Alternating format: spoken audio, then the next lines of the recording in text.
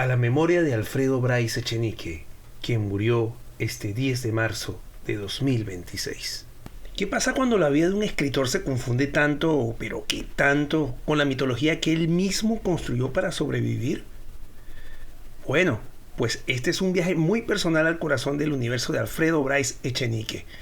Un universo que es un laberinto de verdad, un laberinto donde la verdad y la ficción pues arman una jarana de la que es imposible separarlos. Así que prepárate muy bien, porque este es el homenaje a Alfredo Bryce Echenique que tanto, pero tanto se merece.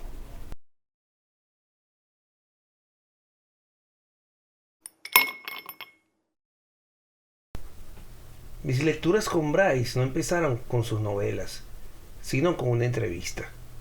Una entrevista delirante, brillante y desbordada que le hizo Hildebrandt, donde descubrí un personaje antes que a un escritor. No sabía nada de su obra, pero ahí estaba, exagerado, encantador, contradictorio, un tipo que parecía inventarse a sí mismo mientras hablaba.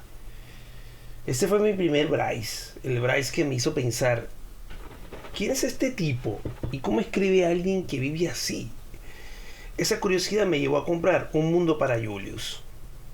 Y mientras lo leía, no solo avanzaba en la historia de Julius, sino que iba entrando casi sin querer en la vida paralela del propio Bryce. Sus excesos, sus medias verdades, sus roches públicos, su forma de exagerarlo todo, su alcoholismo feroz, su soledad, su depresión, su humor como defensa.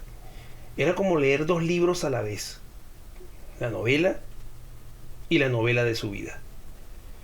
Y cuando terminé Un Mundo para Julius, coincidió con el estreno de su película. Fue como cerrar un círculo extraño. Había conocido el personaje, leído su obra más emblemática, y de pronto el mundo entero volvía a hablar de él. Sentí que había llegado tarde, pero también que había llegado justo a tiempo para entenderlo a mi manera. Lo curioso es que mi lectura con Bryce empezó torcida desde la primera línea. No de la novela, sino del libro mismo. La edición de Peisa de Un Mundo para Julius abre con ese pequeño desliz, inocente, descuidado, mal investigado o simplemente muy bryceano, donde afirman que Bryce se graduó de literatura en San Marcos. Y yo, que venía de leer su entrevista con Hildebrandt, ya sabía que él mismo decía haberse graduado de abogado. Ahí entendí algo que luego se repetiría una y otra vez. Con Bryce, incluso los datos más simples vienen envueltos en medias verdades, exageraciones o versiones alternativas. Ese detalle mínimo, casi invisible, me preparó sin saberlo para lo que venía. Porque leer a Bryce es entrar a un territorio donde la verdad importa, pero nunca tanto como la gracia, la memoria, la emoción o la necesidad de contar. Y ese error editorial, si fue error, funcionó como una advertencia. Aquí nada es del todo confiable, ni siquiera la solapa del libro. Así, desde antes de leer la primera frase de Julius, ya estaba metido en el universo bryceano. Un universo donde la vida y la obra se confunden, donde las versiones cambian según el día, donde la exageración es casi un método narrativo y donde la verdad, como él mismo, siempre llega un poco ebria, un poco tarde y un poco torcida. Mientras leía a Julius, sentía que Bryce se estaba contando a sí mismo, pero no del todo. Había algo en la mirada del niño, en su desconcierto frente al mundo adulto, en esa mezcla de ternura y desamparo, que parecía demasiado íntima para ser pura ficción. Era como si Bryce hubiera encontrado en Julius una versión más limpia, más inocente y más soportable de sí mismo. Con el tiempo entendí que Julius no era el autor, sino una especie de Bryce alternativo. Años después, supe que los padres hostiles hacia la servidumbre, uno de los ejes emocionales de la novela, no eran los suyos, sino los de sus vecinos, familias de la misma clase social, con las mismas mansiones, los mismos apellidos compuestos y la misma distancia emocional. Bryce tomó ese mundo, lo exageró, lo distorsionó, lo volvió literatura. Y ahí comprendí algo esencial. El autor no se contaba a sí mismo, sino que se reinventaba. No escribía su vida, sino la vida que pudo haber tenido, o la que recordaba a medias, o la que necesitaba para construir su propia mitología. Lo que sí era suyo, y profundamente suyo, era la herencia incómoda que cargaba. Ser tataranieto de un presidente peruano acusado de corrupción. Echenique. Ese dato, que parece menor, explica mucho de su obsesión por la clase alta limeña, por sus contradicciones, por su culpa, por su humor como mecanismo de defensa. Bryce nació dentro de una historia que ya venía torcida, y quizá por eso aprendió tan temprano a torcerla un poco más para poder soportarla. Así, mientras leía la novela, sentía que estaba leyendo también la vida de Bryce, pero en clave, en espejo, en broma, como si él mismo se negara a contarse directamente y necesitara esconderse detrás de un niño para poder decir la verdad sin decirla. El caso del tatarabuelo de Bryce se ve reflejado muy bien en la historia de la corrupción del Perú, donde le dedica un capítulo completo a todo su caso, siendo uno de ellos el gobierno más corrupto de la historia del Perú. El capítulo 2 específicamente se trata del gobierno de Echenique y el escándalo de la consolidación de la deuda. Ese es el turbio pasado del tatarabuelo de Bryce Echenique. Incluso hay grabados donde se le caricaturiza por los escándalos. Tan grande fue el escándalo con el tatarabuelo de Bryce, que el hombre tuvo que salir a través de un golpe de estado, a través de Elías, apoyado por el mariscal Castilla. Fue vergonzoso. Tuvo que salir por la puerta de atrás, pero la inmensa riqueza le quedó a ese expresidente y le fue pasado a sus hijos, y estos a su vez a todos sus descendientes. Es por eso que Bryce todavía tenía cierta capacidad económica, no tanto él sino su familia, y por eso es que él vivía en una familia y un entorno aristocrático que venía de esta familia corrupta, de este dinero mal habido. Todos estos detalles y más detalles escabrosos de la familia Echenique los puedes conseguir en este maravilloso libro llamado Historia de la corrupción en el Perú, de Alfonso Quirós. Fue uno de los primeros que leí en esta hermosa tierra. Son 500 páginas de denuncias y es un libro que recomiendo vigorosamente a todos los peruanos.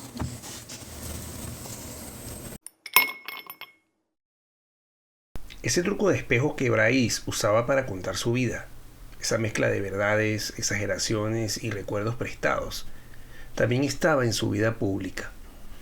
Y lo descubrí de golpe, cuando, en pleno entusiasmo por Un Mundo para Julius, me topé con el famoso escándalo del plagio. No por rumores, no por chismes, sino por los hechos e indagando con curiosidad su historia. Sí, había plagiado. No una vez, sino varias. Y la crítica literaria más solemne, más purista, los más mamadores, nunca lo perdonaron. Pero yo lo viví distinto. Quizás porque no estaba en el Perú cuando ocurrió. Quizás porque no me afectaba directamente. O quizás porque ya lo había conocido a mi manera. Como un hombre con sus traguitos, solitario, con un pasado de depresión, con disminución en sus ganas de escribir, evidente en sus últimos años. Y ahí, en ese contexto, el plagio no me pareció una maldad, sino una travesura que le salió mal. Como cuando te descubren copiando algo que no deberías y te quedas sin excusas, sin defensa y sin gracia. Mire este escándalo que no se da ni en una barriada donde hay criminales y narcotienditas, no, en la cúpula de las letras y de la cultura del país. ¿Por qué? La controversia vuelve a hacerse presente en este mundo de las letras. Ahora en el premio de la Feria Internacional del Libro y Literatura en Lesbian Romances. El ganador de este año, el peruano Alfredo Bryce Echenique, fue procesado por el plagio de 16 artículos periodísticos en su país.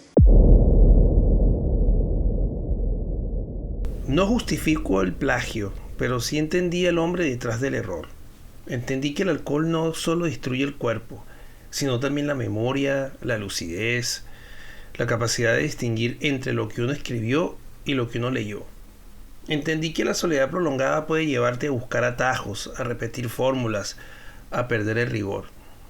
Y entendí, sobre todo, que la depresión, esa que yo mismo conozco, puede convertir cualquier tarea en un peso insoportable, incluso escribir un artículo para un periódico. Por eso lo perdoné de inmediato. No porque el plagio no importe, sino porque pude ver al ser humano detrás del escándalo. Porque algunos de los propios plagiados lo perdonaron. Porque su obra mayor ya estaba escrita mucho antes de sus tropiezos. Y porque al final, Bryce siempre fue un hombre que vivió al borde del humor, del ridículo, del exceso, de la tristeza. Y en ese borde, a veces, uno se cae.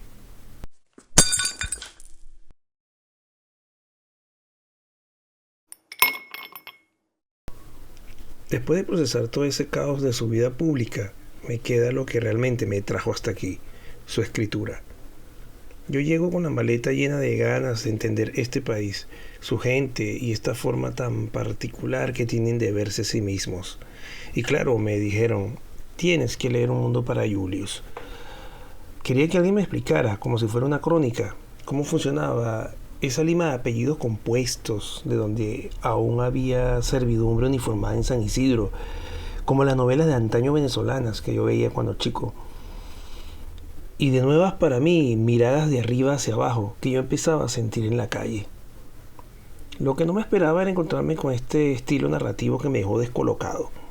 De repente estás leyendo una descripción en tercera persona y sin que te des cuenta, el párrafo da un salto mortal y te habla en segunda persona, interpelando a Julius o metiéndote a ti mismo como lector activo en la escena.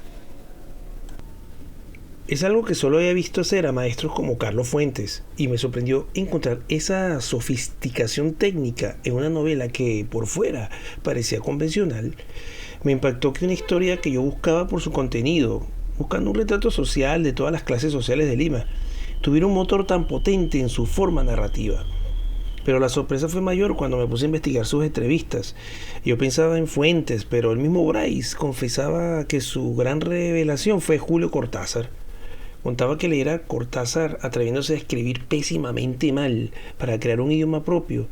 Bryce se sintió liberado de su camisa de fuerza académica. Ahí entendí que esa escritura de saltos en la persona no era descuido, sino un idioma propio. Bryce no estaba construyendo una novela convencional, estaba creando una oralidad única para contar la soledad infantil con una música que, como inmigrante, me ayudó a descifrar los códigos de esta Lima tan compleja. Al final me di cuenta de que Bryce no era normal, sino un viejo de estos cuentacuentos de su ya exagerada vida, y que siguiendo la estela de Cortázar comenzó a crear ese, y cito, estilo deshilachado cortázariano de escribir mal para contar cosas maravillosas. Este estilo deshilachado, como él le decía, está íntimamente ligado a lo que él en sus entrevistas llama su estilo oral conversacional. Una escritura que fue generando su propia escritura, por puro placer de contar sin seguir un plan racional o rígido. Al final, lo que empezó como una curiosidad por entender la idiosincrasia limeña, terminó siendo mi puerta de entrada a un universo donde la técnica literaria se usa para desnudar la soledad de un niño, de clase alta, de una manera que nunca imaginé encontrar en un simple, entre comillas, relato social. Tengo varias anécdotas con este autor. Hay lugares en Lima que para mí han dejado de ser lo que dicen sus letreros. Cada vez que paso frente a este edificio imponente en la avenida Salaberry, que hoy sé que es el Colegio Sofianum, mi mente me juega una pasada. No veo una escuela de ultralujo, lo que veo con una claridad que me asombra es el palacio donde nació Julius. Me imagino ese palacio frente al antiguo hipódromo de San Felipe, tal cual lo describe Bryce. Un mundo de cocheras, jardines y una piscina donde un niño muy solitario de 2 años se perdía para mirar de espaldas una simple flor. En mi imaginario, al ver esas fachadas, busco ese departamento para la servidumbre y sobre todo ese rincón oscuro donde descansaba la carroza que usó su tatarabuelo cuando era presidente de la República. Sí, el corrupto. Casi puedo oír la advertencia: cuidado, no la toques, está llena de telarañas. Esta falsa evocación, como llamo yo a mi recuerdo post-lectura, es en realidad la prueba de que la literatura de Bryce se ha derramado sobre mi realidad limeña. Al final, no importa que sea un colegio, para mí ese edificio en Salaberry es el monumento al nacimiento de esa sensibilidad que me ayudó a entender las jerarquías y los silencios de esta ciudad cuando apenas estaba llegando al país. También caminando hace poco por el centro de Lima, bajo estas luces que hacen que nuestras iglesias parezcan de oro, no pude evitar recordar una de las confesiones más honestas de Bryce. Él contaba que salió del Perú místicamente hacia París, convencido de que era el escritor más afrancesado de su país. Tenía todo ese hype por la grandeza europea, viviendo en el mito de Hemingway y las luces de Francia. Sin embargo, hay un momento clave en su narrativa que describe perfectamente lo que nos pasa a muchos al emigrar. Él cuenta que su personaje, Martín Romaña, apenas amanece en su primer día en París, corre desesperado a la Catedral de Notre Dame. Para él, esa era la imagen máxima de la maravilla y la cultura que tanto había admirado desde Lima. Pero al llegar frente a la imponente estructura francesa, ocurrió algo inesperado. Se quedó mirándola y en lugar de caer rendido, sintió una desmitificación instantánea. En el Perú era mucho más bonita, así pensó. En ese momento, Bryce descubrió que, aunque llegó a París sintiéndose profundamente francés, la realidad lo obligó a desafrancesarse. Al final, estar frente a lo que el mundo llamaba lo mejor, entre comillas, solo sirvió para que se diera cuenta de que lo que había dejado atrás en Lima, estas mismas catedrales que hoy veo iluminadas, tenía una belleza y una identidad que ninguna capital europea podía superar.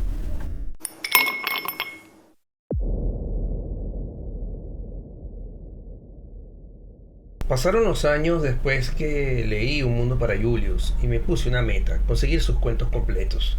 Pero me llevé una decepción tremenda con la realidad editorial acá. Me pasé de feria en feria, la Phil, la de Ricardo Palma, buscando los tomos de Peysa, pero parecía una búsqueda infructuosa. Me dio mucha bronca ver cómo no reimprimían los libros, inflando los precios de los ejemplares usados de forma artificial. Solo se conseguía la parte 2, nunca la 1, y así no me le iba a llevar, pues. En las ferias de 2023, 2024 y hasta el 2025 mi ritual era el mismo: ir al stand de Peysa y preguntar. En la feria de Ricardo Palma en Miraflores incluso me tomé fotos con una figura de Bryce que tenían ahí. Pero la verdadera respuesta me la dieron los vendedores cuando pregunté si el viejo vendría a firmar libros. Lo que me dijeron me impactó profundamente y cambió por completo mi imagen de él.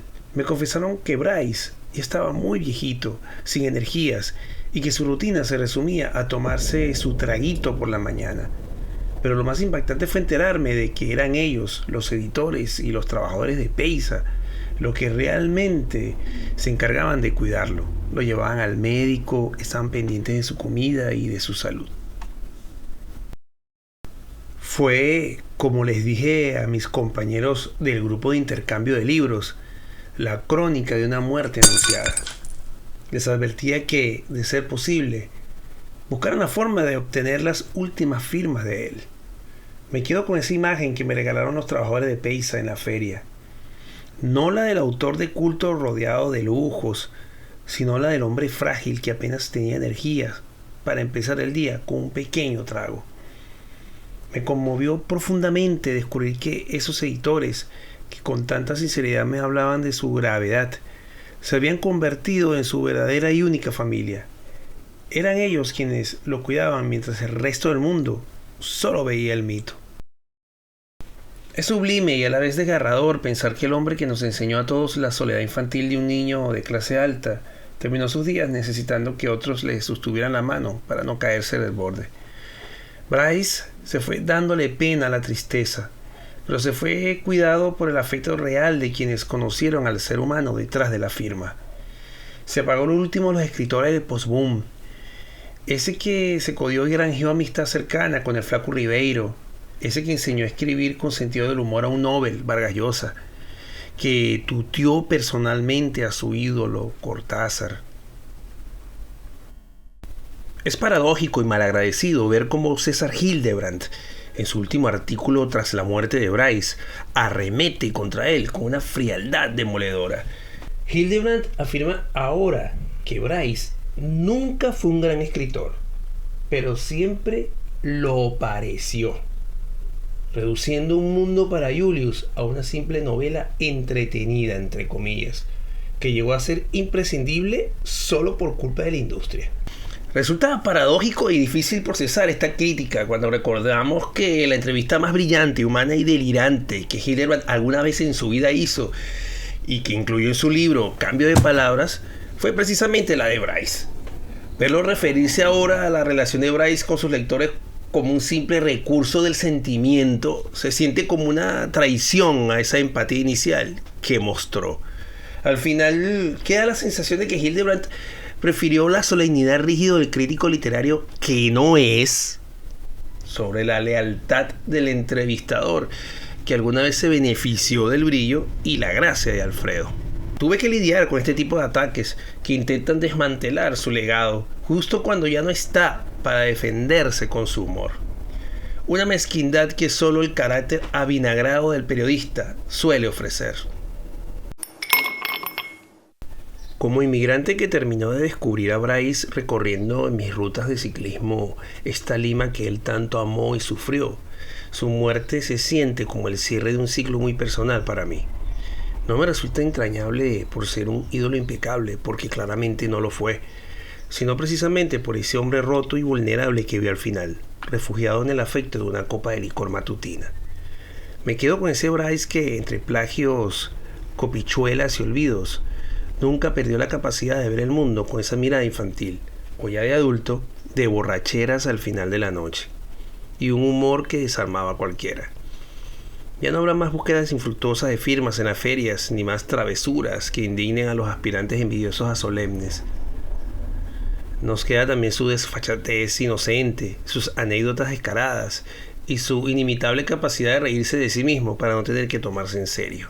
En este territorio de desconcertadas gentes que es el Perú, como le gustaba al autor citar a Basadre, Bryce nos recordó que ante la derrota absoluta de la realidad, lo único que realmente nos salva es tener a alguien con el talento suficiente para contarnos una buena historia antes de que finalmente se apague la luz. Descansa en paz, eterno cuentero de vidas exageradas, mientras nos dejas las llaves de tu palacio imaginario para no sentirnos nunca más solos. Chaito y buenas lecturas.